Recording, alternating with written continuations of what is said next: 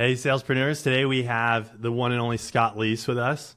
He's a six-time sales leader, founder of Scott Leese Consulting, Surf and Sales, GTM United, and author of the Untethered Playbook, which is all about how you can break away from your W-2. Makes him the perfect guest for the show, but welcome, Scott. What's up, man? Thanks for having me. Yeah, man. I super excited to have you, but we can just jump right into it. I'm stoked to have you on because we've had a variety of sales reps come on and talk about getting into entrepreneurship through real estate, buying businesses, starting an agency, outsource work, you name it. I feel like you've done more successful in the consulting side of it. And so I'm excited to get your take on it. But before we jump into the how and like how people can start their own side hustle or anything, I kind of want to get into the why and just understand like why you think it's more important than ever that sales reps have a side hustle. Well, number one, it's just more expensive than ever to do anything. You know, the average home price is way up, food is way up, everything. And we have found out a few times in the last few years, if you didn't already know, that you can't really count on your company to take care of you. You know, pandemic hit, bang, everybody's unemployed.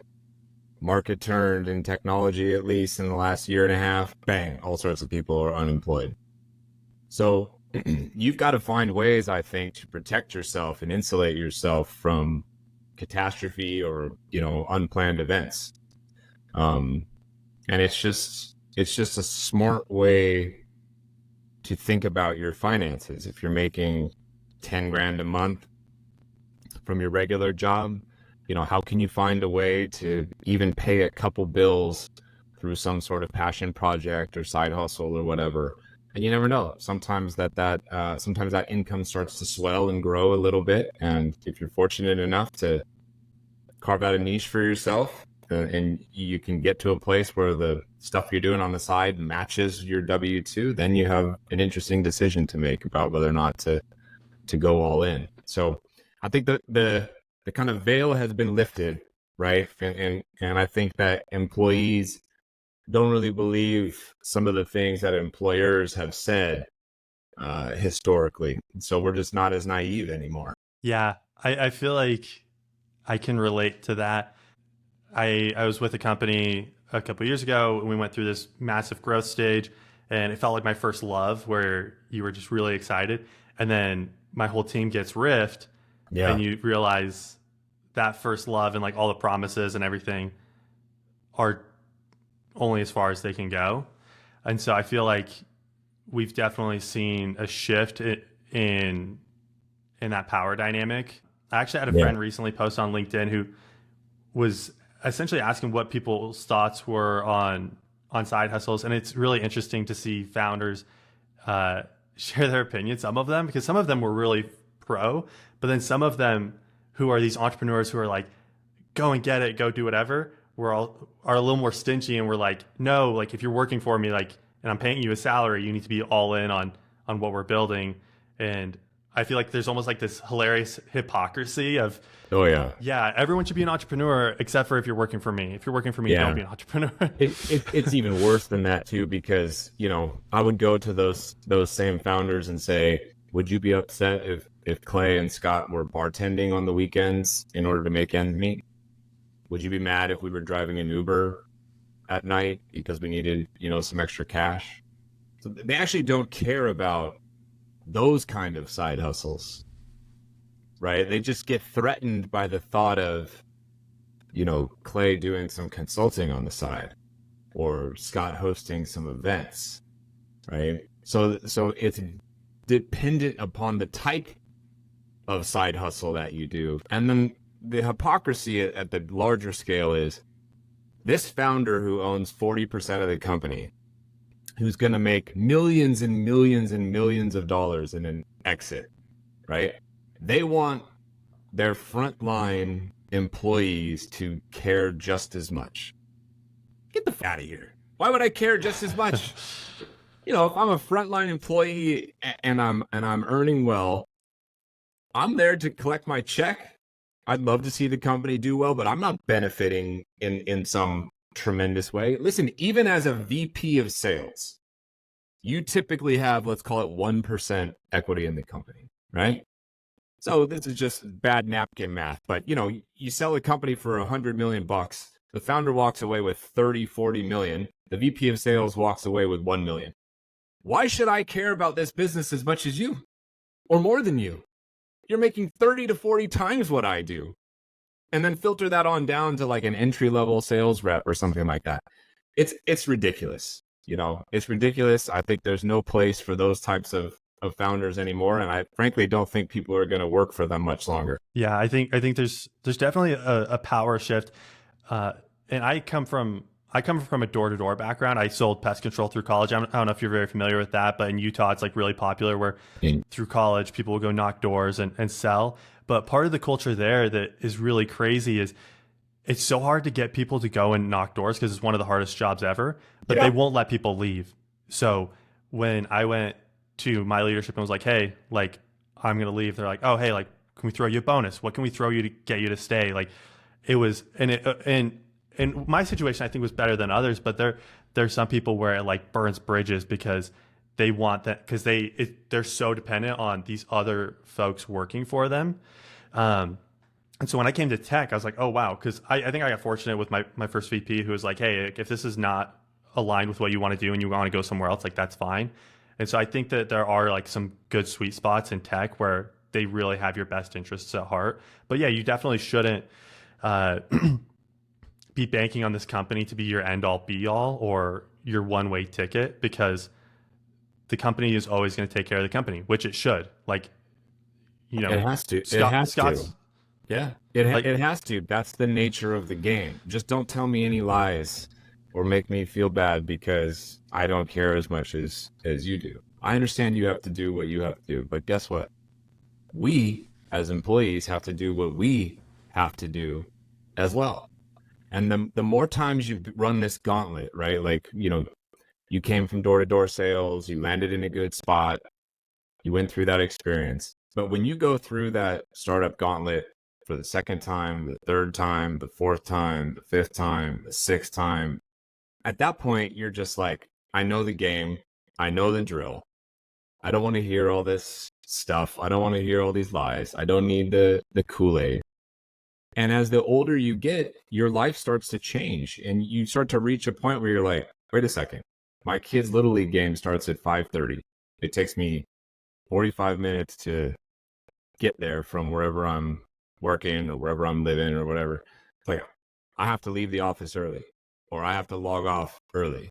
And then you start getting shit for that kind of stuff, right? Or messages fly across Slack at 7, 8, 9, 11 p.m.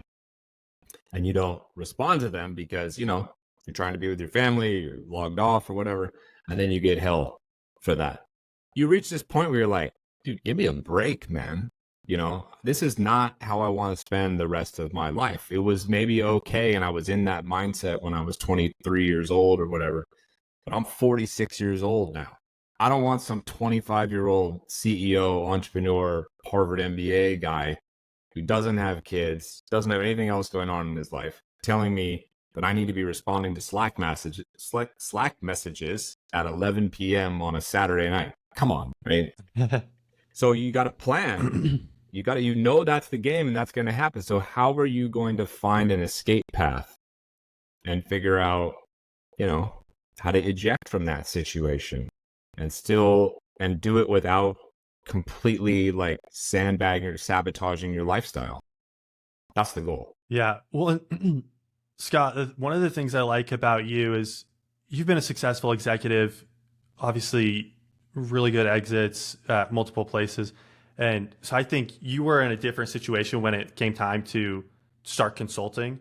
I don't think most AEs like myself or people listening to this podcast can exactly replicate what you do, but you speak to your audience in a very humble way of like, here's how any SDR or AE could go and do something similar to what I'm doing tomorrow. And so, that being said, if you were an SDR or an AE looking to make side income today, what would you be looking at? Well, there's so many paths to go down. I mean, I've been talking a little bit recently about, I I've been refereeing high school soccer games here in Texas.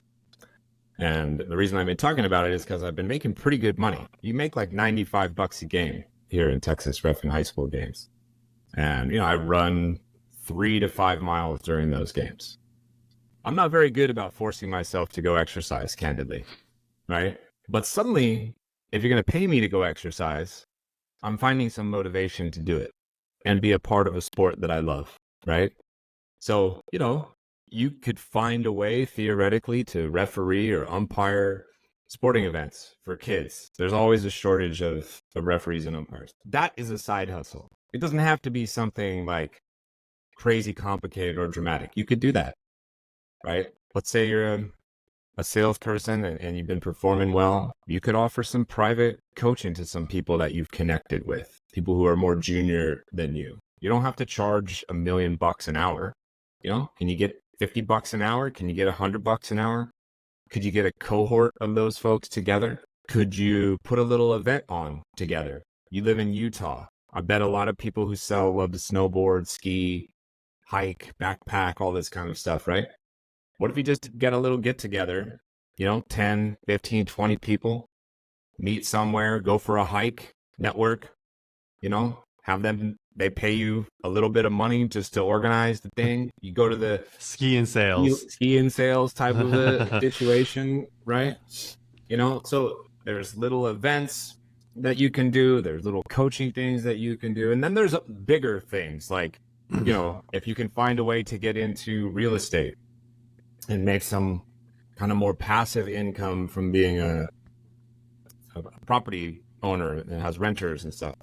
Or, you buy sort of stable types of businesses like vending machine businesses or laundromats.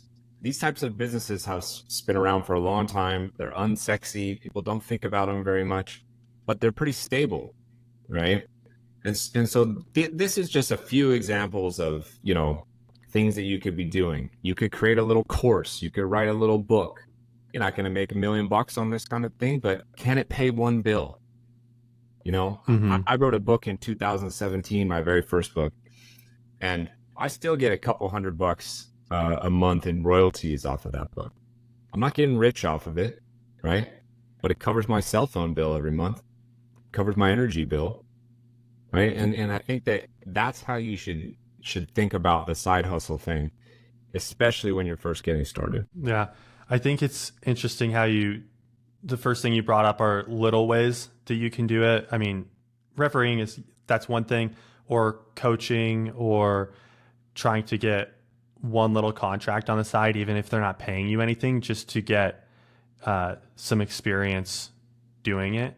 I feel like it's always kind of awkward, like that first one you do, because it's like, what if I don't follow through, or what if I don't do a good job? I had a consulting contract that I picked up maybe 1.5 years ago, and it was like the first time I started following you, and so it was really interesting to see how you structure some of those deals and how I could have done better on how I initially set up that contract to make sure that I'm meeting all the expectations that I want, but also that the person on the other end is getting. And so I guess one question too, I sent out a survey. We had a bunch of people wanted to ask you questions. The biggest question that everyone came back with though is how do you manage to crush your day job while trying to make that transition? Because it's kind of hard to say, hey, I want to be doing 150% of quota, but I also really want to make like $500K a month doing this one thing, or $1,000 just to like pay a couple extra bills. Yeah. Well, the thing that I think people get wrong is they try to do the side stuff before they've mastered the main thing. But you have to get really good at the main thing in order to have the mental and emotional bandwidth and energy to pick up something else. And so you have to remember, in my situation and story, I worked for roughly 8-9 years before ever doing anything on the side at all. Meaning I threw myself into being the best AE possible, then the best sales manager possible, then the best VP of sales possible. So I had about a decade worth of experience before I dabbled in trying to pick something else up. And nowadays, out of necessity or kind of keeping up with the Joneses or whatever you want to call it, people are trying to flip to some side hustle stuff before they're ready, frankly. And, you know, you have a year of experience in sales. You might not want to try sales consulting.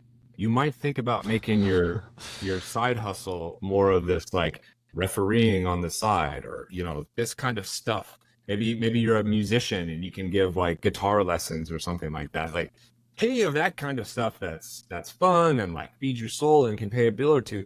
Those things I think are fine as side hustles when you're just getting started. But, you know, I launched the Surf and Sales Summit. It's a micro sales conference down in Costa Rica. We launched that in 2018. That was our first event. I got started in sales in 2004. So you're talking about 14 years before I decided to try to host an event, right? I see people out there right now trying to host events. And, you know, some do well, some struggle mightily. That can be a big undertaking when you're still trying to figure out, how do I hit quota, or how do I manage this team and hit quota or whatnot, right? So the best piece of advice is don't really try to take on something big until you can kind of do your main job almost in your sleep. You've done it so many times, you know exactly what to do, and it's like a routine, and you find yourself at 7 o'clock at night with kind of extra mental cycles and thinking like, what else could I be doing? You know, this is kind of easy. I'm a little bit bored. I make pretty good money, but, you know, there's something else out there for me. I wonder what that is. And if you don't have that, you're not ready to try to tackle consulting, events, all these other projects, right? Doing advisory work, making your own startup on the side, all that kind of thing. I think it's a mistake to go after that until you're really, really good at the main thing. So short answer is don't try to go on your own until you can do your day, or don't try it until you can do your day job in your sleep. Well, yeah, you asked, you know, or everybody asked, like, how do you find the time to do this other thing while you're doing your main job? If you're crushing your main job and it's coming super easy to you, you have extra time. That's the answer. If you're struggling with your main job and you're stressed out and nervous, you don't have the extra time and energy to devote to it. But think about, you know, everybody listening, think about your current job.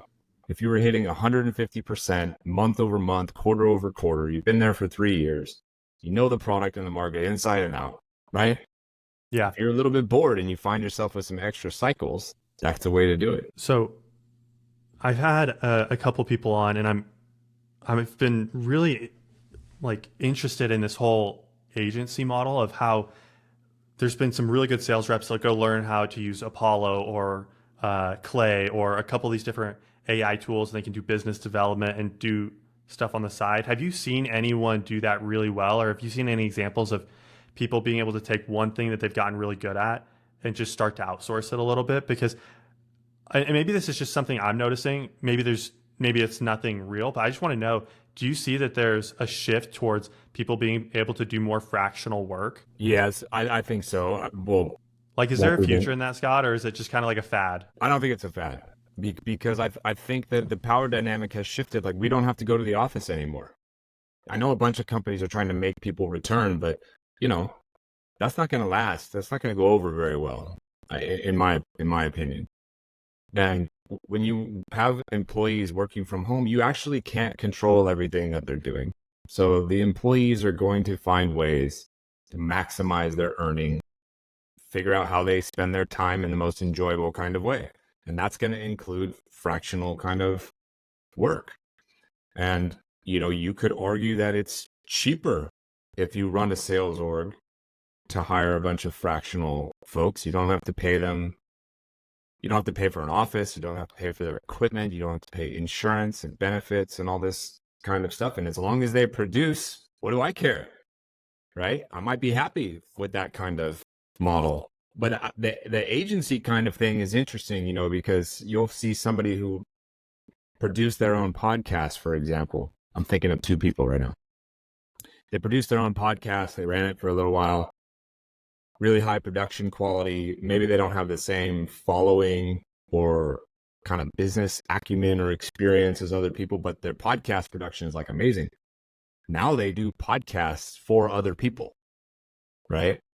Or they built a really big brand for themselves on one of the social media platforms. And now they figured out like, well, I can actually make money running other people's Twitter page or Instagram page or whatever, right? So again, I think it comes down to what skill set do you have that you've nailed and figured out and done really well with, that you enjoy doing, that's not a massive lift for you, that you can do fractionally or on the side in addition to whatever your main thing is right now.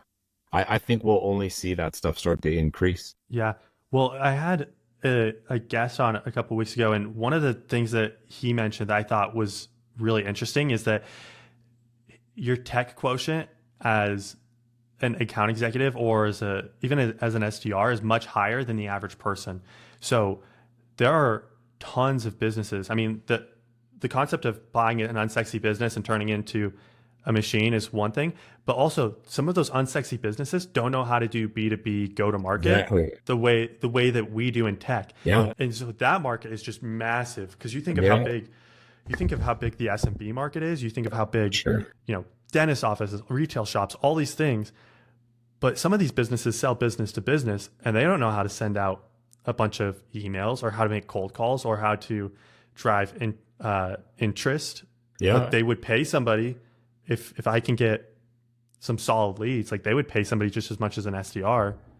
And so that's where like my mind has been shifting the last couple of weeks, where I think that this actually could be a huge future is in having this agency outsource fractional work stuff going forward. Yeah, I would not be surprised by more growth in that area at all. And a lot of those unsexy businesses that you're talking about, they're owned by people who are a couple years away from retirement.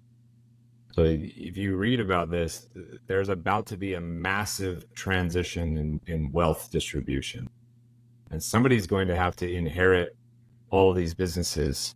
They're either going to take them over or going to be passed down to somebody's children or something like that. And if you think about people like us who have been in sales for a long time, have been startups, understand go-to-market, understand prospecting, or are willing to do all these kinds of things, understand marketing and distribution just in general, you've got to imagine that because we understand tech and we have all these skills, if we take what we know and apply it to a vending machine business, a laundromat business, all these kinds of things, you've got to think that we could improve the performance, right? And lower margins as well. Because a lot of those people, they don't know anything. There's just like this laundromat that just sits there and it's just foot traffic and they don't do anything, with it. So I look at those kind of opportunities now at this point in my life as I'm looking at it from an ownership standpoint. How could I acquire businesses like this that don't kind of require a ton of my time operationally to run every single day, but cash flow in a meaningful way. So is that another avenue you're looking at right now? Yeah, all that kind of stuff. I have single family home investment property. I have short-term rental investment property. I have multifamily unit investment property. I just bought a threeplex in Chicago, Illinois. I live in Austin, Texas. Renting out, cash flow as well, all this kind of stuff. Yeah, I'm looking at kind of where I'm at and where tech is headed and where AI might take it, and I'm thinking to myself, we got about 10 years or maybe a little bit less before I think things are just so different that my generation, at least my mind will be blown, and I don't know that I'm going to be able to exist as I exist now. So I've got to prepare somehow to get away from that, diversify from being so heavily invested in consulting for tech companies. What happens if all of that disappears? That's the type of shit that keeps me up all night. What happens if my consulting business like dries up and disappears? Because I don't want to go back to being a VP of sales. I probably don't want to, be a CEO and do the VC thing and try to build a company. That sounds like a lot of work at this point in time.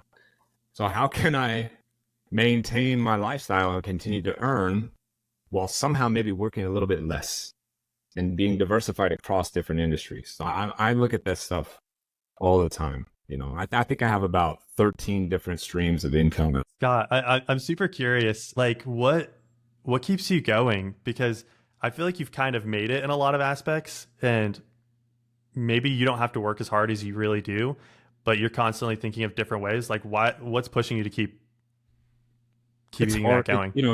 It's hard to describe. I have a difficult time understanding people who are not motivated, because I sort of feel always motivated. I'm always compelled to do something. I'm not good at just sitting around on my couch and doing nothing. I need to have some type of goal that I'm working towards. I don't need the goal to be completely audacious. I like for the goal to be realistic, small, baby steps, whatever. I'm extremely competitive. I compete with myself, but I'll compete with you as well. Right? Like, the closer we would become as friends, the more I'd be like, let's fucking go, dude. I want to beat you like 100 to 99. I don't want to beat you like 100 to 1, right? I want you to kind of push me, and we push each other, and we do a little bit better. I really enjoy the thrill of the chase and all that kind of thing.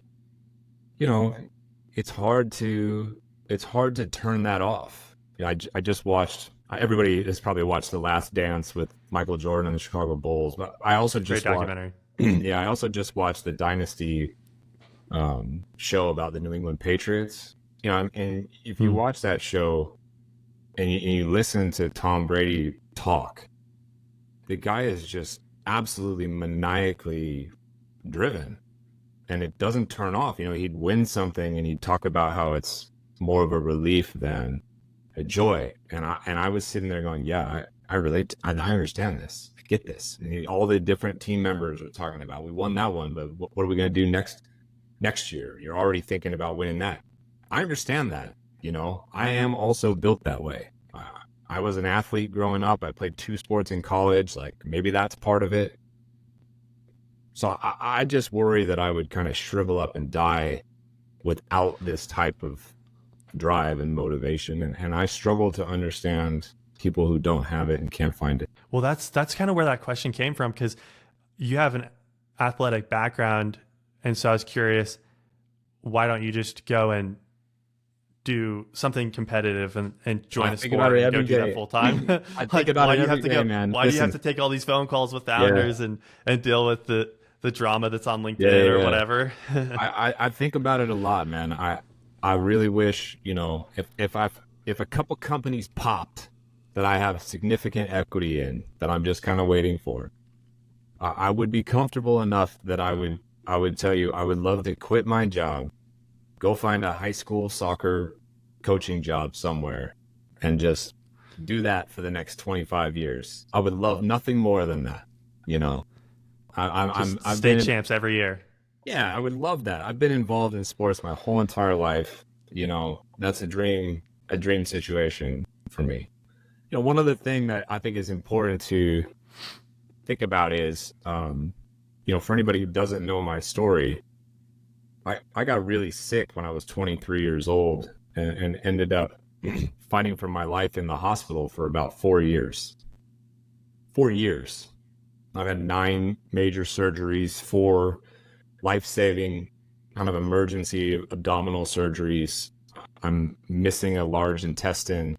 I got hooked on opioids during that process, had to kick off of dope. So I kind of lost age 23 to 27. And so what that did, I think, is it gave me a unique perspective that other people don't have on life. I understand sort of the limited number of opportunities that we have in this life. I understand that time is precious and it can all be taken from me at any moment. And so I don't like wasting time or squandering time. So I think that I move through life now differently than I did before I was sick, and a lot differently than other people do. So you ask this question again, like, where does that drive come from? It comes from the fact that I had everything ripped away from me.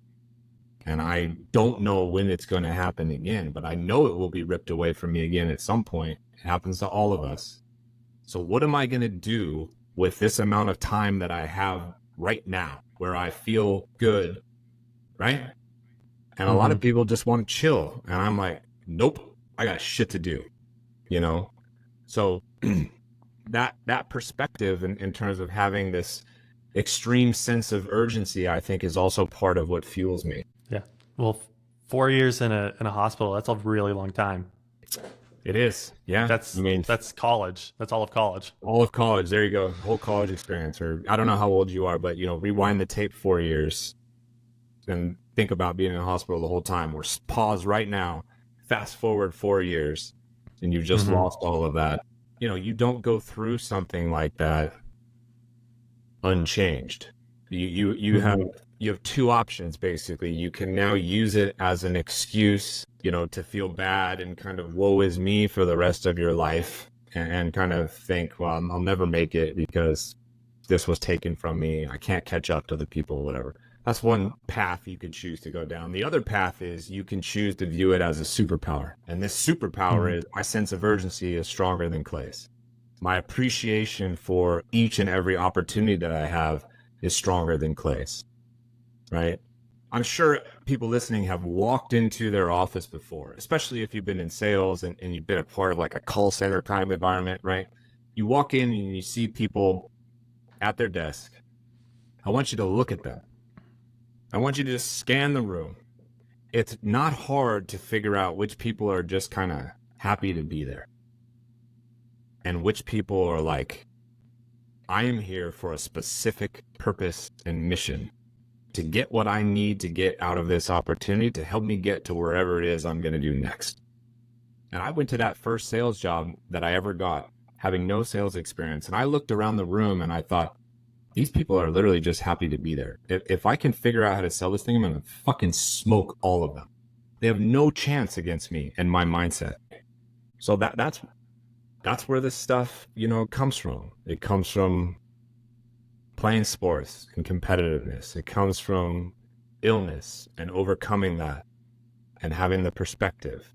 And it comes from just kind of looking around and saying, man, how can I not be motivated? There's so much to do. I'll never be able to do all of it. I don't have enough time. I've got to make the most out of the time that I do have. Yeah. When you play like you have nothing to lose, it's a huge superpower. You're free. Because you got nothing to fear at that point in time, like, right? Nothing else that happens can be as bad as what you've just gone through. And that's the perspective, man, right? It's just like, you think I care about missing quota? What's the worst thing that can happen? They're going to fire me? Oh, well, I've been near dead. Yeah. Many times over, right? It's like, you have no power over me. What are you going to threaten me with my job? Whatever, I'll find another sales job, right? Mm-hmm.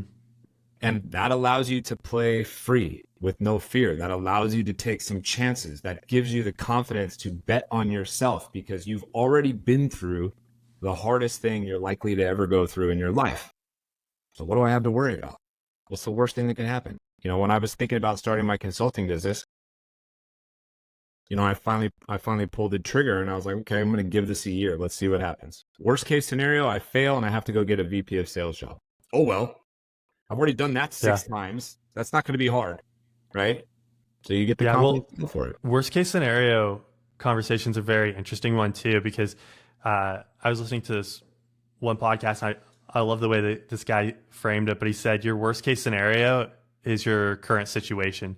So if you're saying, hey, I'm looking at quitting my job and going to try this thing. Okay, well, what's the worst thing that happens? Well, it fails and then I have to go back to this job. Okay, so what you're saying is that if this goes completely terrible, you just have to come back to where you are now. Like, that's not so bad because what you're doing now is already your worst case situation. So your worst case scenario is what you're already doing, right? Which I think that could be like maybe exaggerated. I don't think that just means, oh, hey, like I want to quit my job, like I should just go do it. But I do think that if you're on the precipice of doing something, or you've started to get momentum into that area, then that's kind of like the last tipping point that you need, which is, you know what, my worst case scenario is not much worse than my current situation. So I can do that. Yeah. I love that. I've never heard of that before. Your worst case scenario is where you are right now. It's true. You go try this thing, you fail. Where are you? You are where you are right now, maybe. Yeah. Yeah. That was a pretty good one. But just rounding us out, Scott, just to like summarize some of the things you've shared. So how to get started, just do baby steps, just try to do one little thing on the side, whether it's refereeing, driving Uber, doing one coaching call, but don't go all in until you're crushing your day job, can do it in your sleep. Don't get ahead of yourself. Don't try doing it too early. Is there any like last piece of advice that you think would be really important for a salesperson? One thing we haven't touched upon that I think helped me a lot is partnering up with somebody. It's a lot easier to do something with a friend than it is to do on your own. If you think about some of the things I've done, I did the Surf and Sales Summit. Okay. Well, that is my buddy Richard Harris and my friend Jeff Coleman, who are partners in that business. I run the Surf and Sales Podcast. That's me and Richard. You run your own podcast, so you know how much work is involved. But I'm only doing 50% of that work, right? Mm-hmm. And then I ran Thursday Night Sales. So when that started, it was me and Justin Welsh. Then it was me, Justin Welsh, and Amy Volos. Then it was me and Amy Volos for 3 years. So I have found a way to partner strategically with people who are also very good at what they do, who can share some of the load, right? And who can bring something to the table. You know, the counter argument would be, well, then you're not making 100% of the profit or whatever. And I'm like, well, my counter argument to that is, if I had to do 100% of the work, I probably wouldn't do the thing. So I wouldn't even get 50% of the profit. So I'd rather have 50% of the profit and do the thing and have fun partnering with somebody than none of it and trying to do it all myself. So think about that. Who do you know that you share passions with, that has complementary skill sets, that you get along with, you've known for a while or whatever, that you might be able to do something in business with together? So, Scott, that's something I've thought about. And one of my things I get nervous about is just getting tied in with somebody. Like, what if, I don't know, I just get nervous about being tied in with somebody, because I'm more ambitious? What did you just say though, Clay? What's the worst case scenario? You get tied in with somebody and you have to eject from that situation. Where will you be? You'll be right where you are now, right? Yeah. I guess you're using my own words against me. That's good. I know what you mean though. You know, it's tricky. You know, I think you want to make sure you choose wisely. You know, you have honest conversation about, let's say you and I were thinking about partnering on something, right? We have to have honest conversation with each other about what you have the ability to do versus don't have the ability to do, the time to do versus don't, the desire to do versus don't. You know, how much of a time commitment is it? All of these kinds of things. How do you think about this business? Do you think of it in terms of something that you want to grow constantly, or just like, hey, I'd love to do this thing where we both make $1,000 a month and then I'm cool right there? To just have open and honest conversations beforehand, you know, and the longer you've known somebody, the better, I think. The more trust you already have. So it's worth thinking about, is my point. It has helped me. The good thing about some of your businesses that you've started with friends or whomever is they aren't big ventures. It's not like you're starting a software company and saying, let's go scale this thing to the moon. A lot of them are more hobby businesses where you're like, hey, I really just want to go to Costa Rica once a year and get it paid for. There you go. And hang out with really cool people. Like, are you down to help me with that? Yeah. Okay. Here's how much I want to make out of it. Here's how much you want to make. If we do that, like, is this a win-win for both of us? Okay. If the answer is yes, and we can both hold each other accountable to what we agree to, then let's do that. Yeah. Versus, and that's where I get more nervous, is like starting a company that's like, let's go start this company, make a lot of money. Different. Because that's a different beast. That's a very different beast. That's a different beast. And again, that requires a certain level of time, dedication, commitment, that, for me, I don't want to sign up for. So I haven't done that. I haven't done the like venture founder thing, right? You don't have to do that.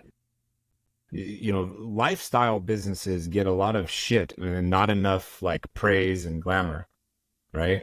But if No, you're, lifestyle businesses are like are where it's at in my opinion, because yeah, you got, if I just want to go ski with my kids 3 times a week and I want to be able to work out and make 250K a year, what is wrong with that? absolutely There's nothing nothing. wrong with saying I can make a satisfactory amount of money and have all the time I want to go spend with my family. Yeah, That's that's what winning. we all want. That's winning. That's winning. If that's where you're at, then that is winning. And I think that type of thing should be celebrated and glorified far more than, Scott raises 47 million in a Series A. We care a lot. We care a little bit too much about that kind of thing, I think. For sure. I totally agree with that. Scott, it's been incredible having you on the show and getting to know you a little bit more. This was our first one-on-one interaction. Yeah. So I'm excited to share this with everyone, but thanks for being here. Oh, anytime, man. Appreciate it.